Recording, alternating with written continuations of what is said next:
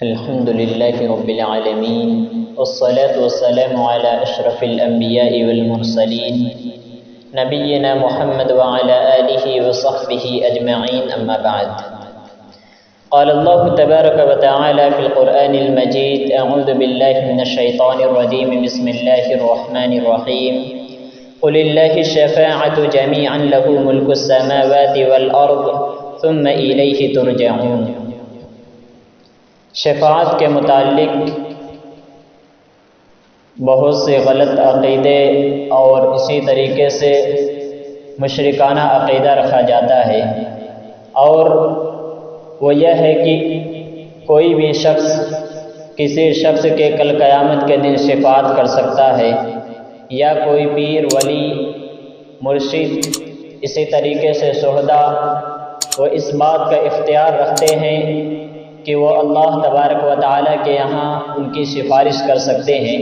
یہ تمام باطل عقیدہ ہے، اور ایسا عقیدہ رکھنا یہ مشرکوں کا سیوا تھا، مشرکوں کی علامت ہے. جیسا کہ اللہ تبارک و تعالیٰ نے دوسری آیت کریمہ کے اندر بتایا ہے کہ جو مشرکین وہ اللہ کے علاوہ دوسروں کو پکارتے تھے، وہ اسی عقیدے کی بنا پر پکارتے تھے کہ وہ اللہ کے قریبی بندے ہیں اور وہ اللہ تبارک و تعالیٰ سے ان کی سفارش کریں گے، اللہ تبارک و تعالیٰ سے ان کی شفاعت کریں گے. لیکن شفاعت کا اسلامی عقیدہ اور صحیح عقیدہ یہ ہے کہ کسی کو شفاعت کی اجازت دینے کا اختیار اللہ تبارک و تعالیٰ کو ہے.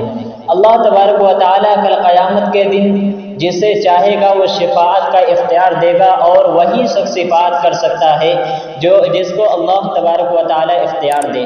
اللہ تبارک و تعالیٰ جسے اجازت دے گا، اور اسی شخص کے حق میں شفاعت کیا جائے گا جس شخص کے حق میں اجازت دی جائے گی. اس کے علاوہ کوئی شخص شفاعت نہیں کر سکتا. اللہ تعالیٰ فرماتا ہے: یوم لا تملک نفس لنفس شیئا والامر یومئذ للہ، کہ اس روز کوئی بھی نفس کسی دوسرے نفس کا کچھ بھی نہیں کر سکے گا.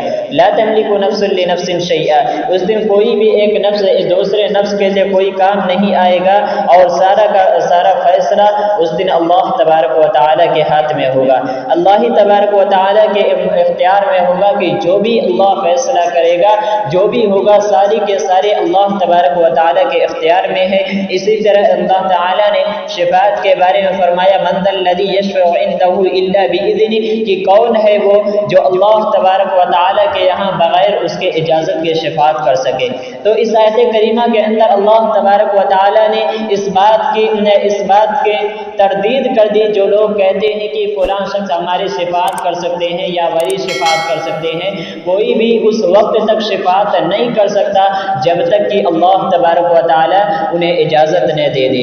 اسی طریقے سے دوسری آیت کریمہ میں اللہ تعالیٰ نے فرمایا: قل للہ الشفاعۃ جمیعا لہ ملک السماوات والارض ثم الیہ ترجعون، کہ اے نبی کہہ دیجئے کہ تمام سفارش اور صفات کا اختیار اللہ تبارک و تعالیٰ کو ہے.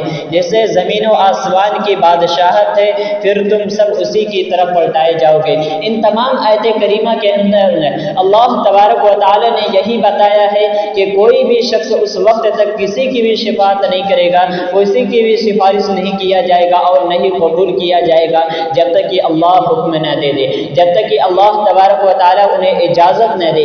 اور جس کے حق میں شفاعت کا حکم دیا جائے گا، شفاعت کی اجازت دی جائے گی، اسی کے حق میں شفاعت قبول کیا جائے گا، اور ہر ایک کے حق میں شفاعت قبول نہیں کی جائے گی. تو شفاعت کا صحیح اور اسلامی عقیدہ یہ ہے کہ ہم یہ عقیدہ رکھیں کہ اللہ تبارک و تعالیٰ جس کے حق میں جسے چاہے یہ اختیار دے دے، جسے چاہے یہ حکم دے دے، یا انہیں اجازت دے دے کہ وہ ان کے حق میں سفارش کر سکتے ہیں. پھر اس کے بعد اللہ تبارک و تعالیٰ اس کی سفارش قبول کرے گا. ورنہ اس کے علاوہ جو بھی عقیدے رکھتے ہیں وہ باطل اور مشرکانہ عقیدہ ہے.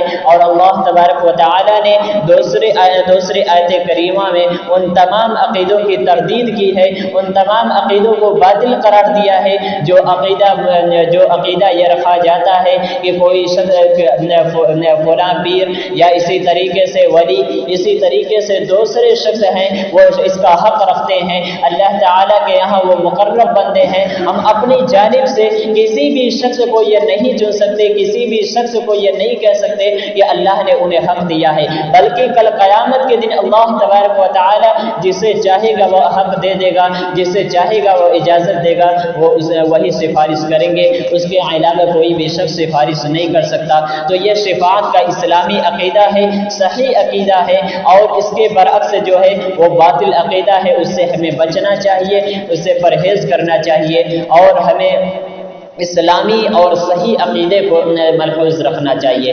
اسی کے مطابق عمل کرنا چاہیے۔ الہ العالمین سے دعا ہے کہ رب العالمین ہم تمام مسلمانوں کے عقیدے کی اصلاح فرمائے، آمین۔ وما علینا الا